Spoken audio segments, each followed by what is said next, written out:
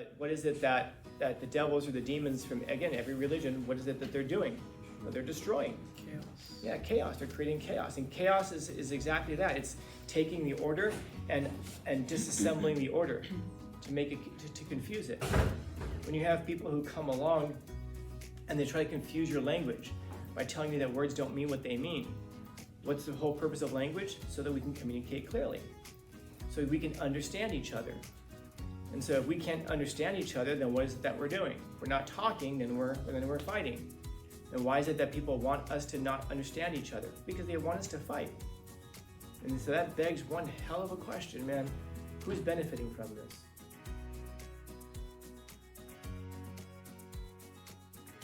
And at the beginning of the day, and throughout the day, where they're all humans. And that's encouraging, by the way, because if the monster that you're fighting isn't actually a monster, and we've built them up in our minds to be a monster, but really, they're only a man. They're only a woman. If you're arguing with somebody and you're thinking like, wow, this person's way too smart for me, they are only a man. They are only a woman. This person's too strong.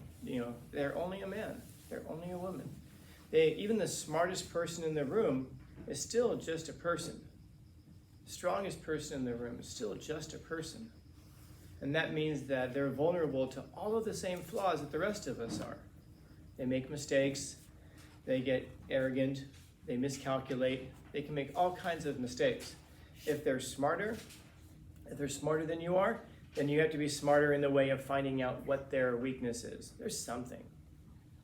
If they're just too physically strong, like, for example, I just go back to like in jiu-jitsu, if you know it, most jiu-jitsu is like people will say things like in jiu-jitsu it's great because size and strength don't matter. It's all leverage. Bullshit. Of course it matters. That's why there's different weight classes. That's like saying, in boxing, it's all about technique, size doesn't matter. Yeah, it does. That's why there's heavyweights and that's why there's lightweights. Of course it matters. Now, it doesn't determine, in other words, it helps you overcome those things. But when I hear that all the time, like, no, it doesn't matter, it's just technique. No, it matters. So what you have to do is you have to use your technique to find the weakness. So for example, there's this one guy, a jiu-jitsu guy named Mikey Musameshi. And Mikey Musameshi is like 5'8", 100, I'm not really sure how much he weighs, but he walks in, he looks like Peter Parker. He wears glasses and he talks like this in interviews and he's like, oh my gosh, yeah, I was in this one match and it was so crazy, and he just seems like the nicest guy and all he eats is pizza and pasta. He makes his own pizza at home. He has a pizza oven at home. He has a pasta maker, and that's all he eats. But he also trains 8 hours a day. There's this famous fight he was in where he fought what's called absolutes. Absolutes means like you win your division, and then you just basically go into a tournament with everybody. And there's a guy, and there's this great scene of him like against this guy who's like this big, huge dude. The guy's got to be 400 pounds, and Mikey's like 130 pounds, 140 pounds, something like that. And he ends up beating the guy. But that's why it's famous, because he beat the guy. If the big guy had just gone and smashed on top of him and then won, there would be no headline. But Musameshi looked at it and he understood. He's only a man. He is only a man. Now, if the person is just too big and strong, what do? I'm going to attack your legs. I'm going to attack your knees. I'm going to attack your ankles. You can break someone's knee, break their ankle, they're out of the fight. And so there's something that you can do. You just got to find it. And sometimes you just haven't found the right combination yet of how you can outsmart a person, how you can outmaneuver a person, how you can outwork a person. Just means you haven't found it yet. But it's worth keeping in mind that they might be a monster that we've built up, but they're only a man. They're only a woman. There's some weakness that's there. Yeah, here's your hand up, Ellen.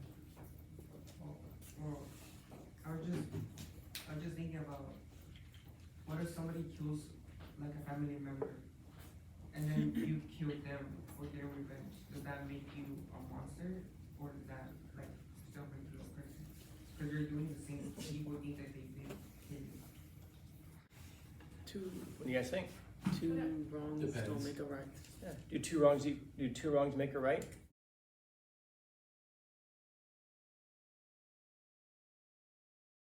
By the way, I don't believe you guys. When you guys are responding that way, I'm sorry, I don't believe you guys. Like, yeah. Like, really? Is that bullshit? Bullshit. Like, seriously, none of you have ever sat there and said, like, I wonder what it would be like. That's I've done that. Okay. Hey, I want to know what it's like to jump out of a plane and have the parachute not open. Yes. I don't want to die from it. But you want to like. So you want to survive? Yeah. Like, See? You wonder. but how big is the jump? So, But you want to experience it. hang on. Like you're saying, I don't want that to happen, but in your head, I'm like, you're like deep down your head, you know damn well, like you want it to happen, you want to know what you would do in that situation. Yeah, we're so afraid oftentimes of just admitting, like, yeah. I mean, if only we had learned sometime recently about a thing called like the shadow part of your persona, or the shadow part of your psyche, where there are those desires that we're just afraid to acknowledge and admit. By the way, some of you I'm sure like, oh no, I would never want to experience that. I'm sure there are some of you.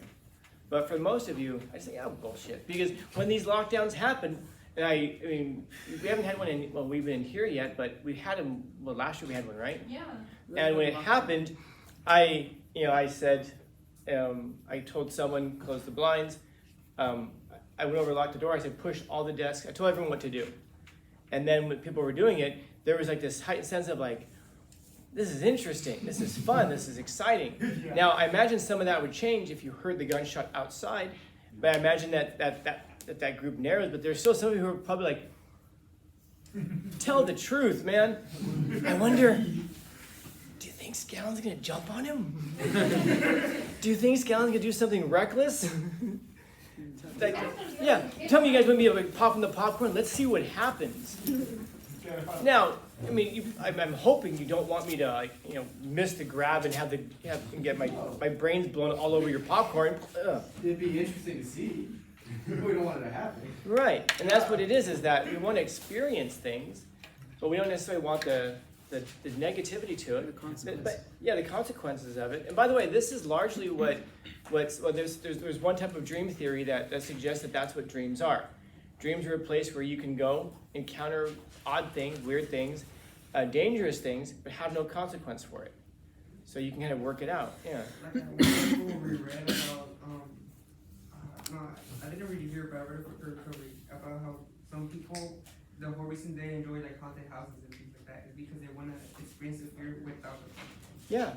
You want to experience the fear without the consequence. You want to know what it's like to be hunted by a serial killer to run away, but not actually face real danger and death. And by the way, there's a lot about that behind activism. It's like when people are like, we want to protest some specific cause. Well, then go to the actual place and protest it. See what happens to you. Well, I don't want to go there and do it, but here we can wave our placards, we can march, we can come up with rhyming chants, and yeah, we feel like we have a sense of meaningfulness. We've accomplished something, but we really haven't.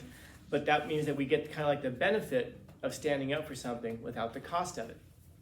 It's like, for example, if we have a walkout organized for this year, and this I've done in the past, it doesn't matter to me what the cause is. Like name a cause that people would walk out over, and whether I support you or not, here's what's going to happen. If it's during fourth period, usually the school district comes along and says, you must allow them to do it.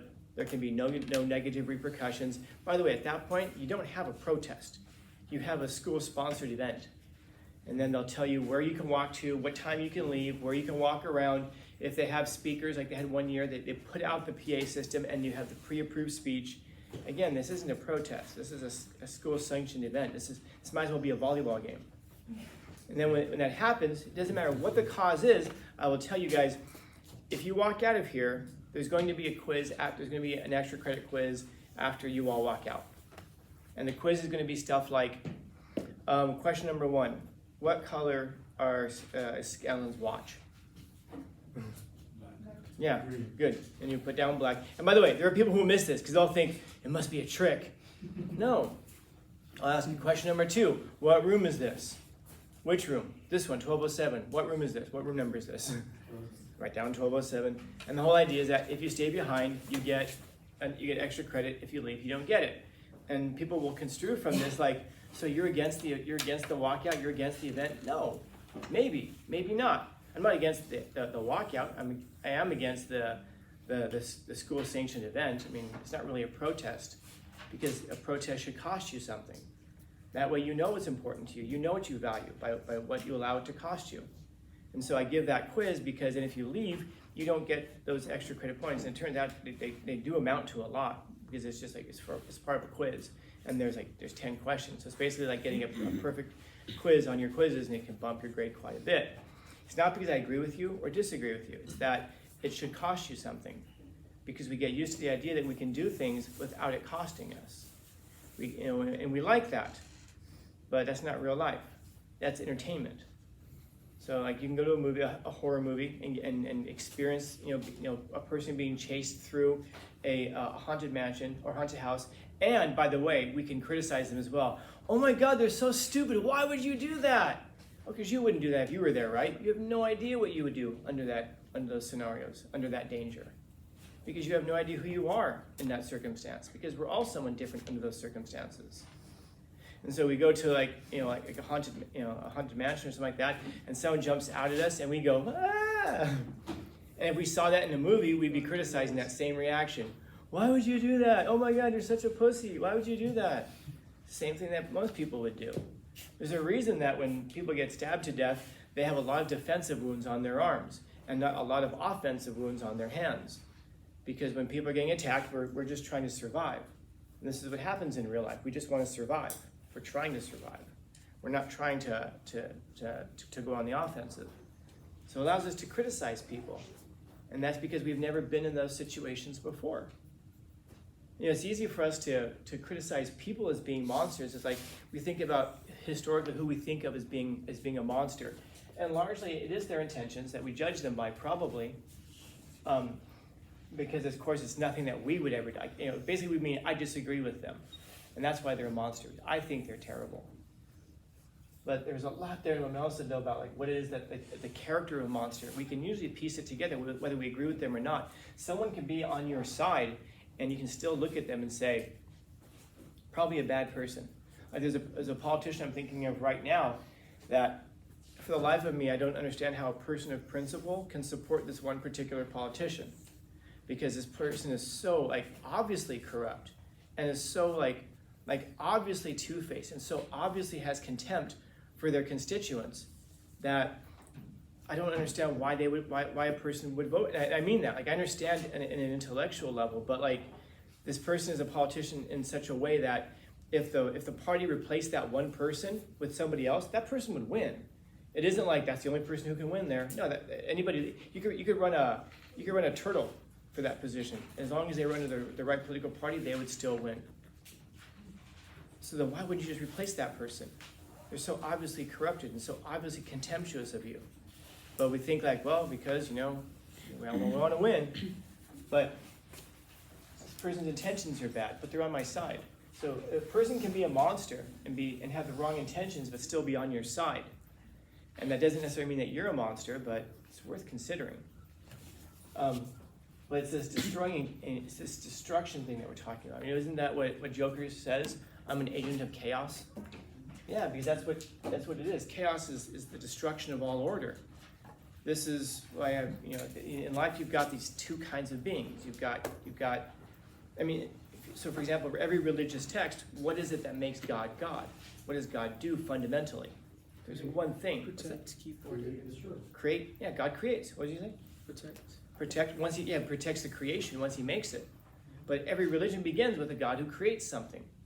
And then eventually you have an adversary, not necessarily on the same level. Like people make this mistake of thinking like there's God and the devil. No, it's not like that at all. But what is it that the devils or the demons from, again, every religion, what is it that they're doing? Well, they're destroying. Chaos. Yeah, chaos. They're creating chaos. And chaos is exactly that. It's taking the order and disassembling the order to make it, to confuse it.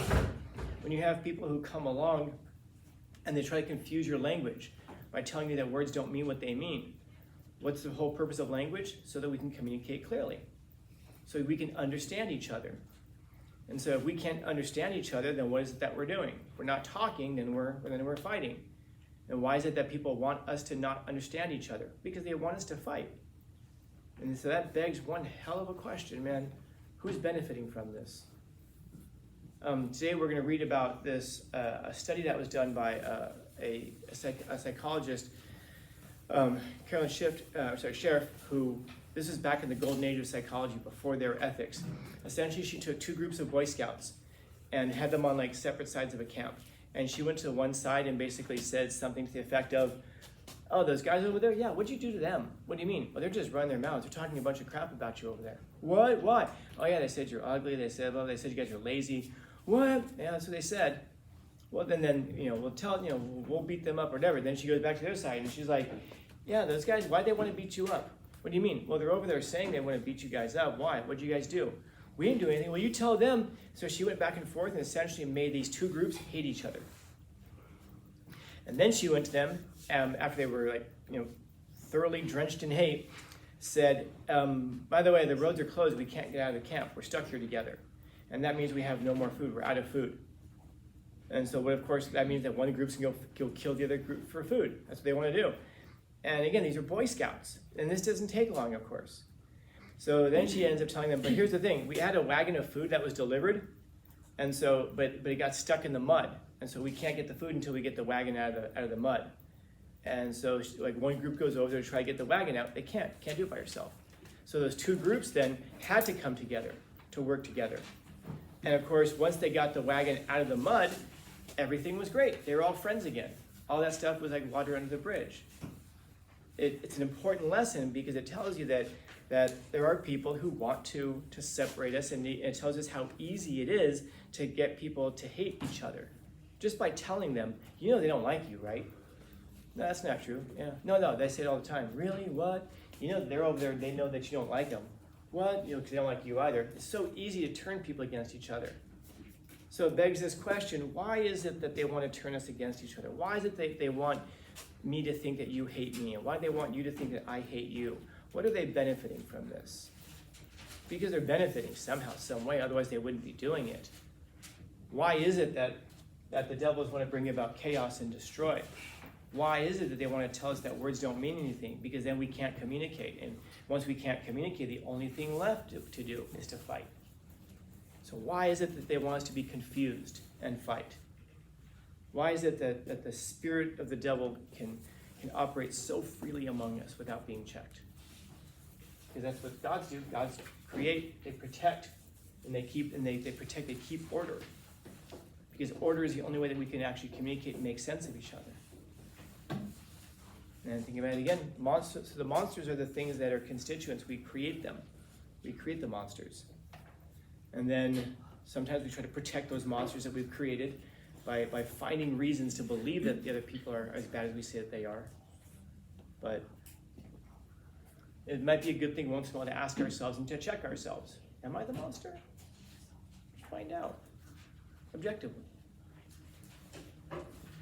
Questions, comments, concerns, complaints, criticisms, critiques? Happy Tuesday. Not so bad.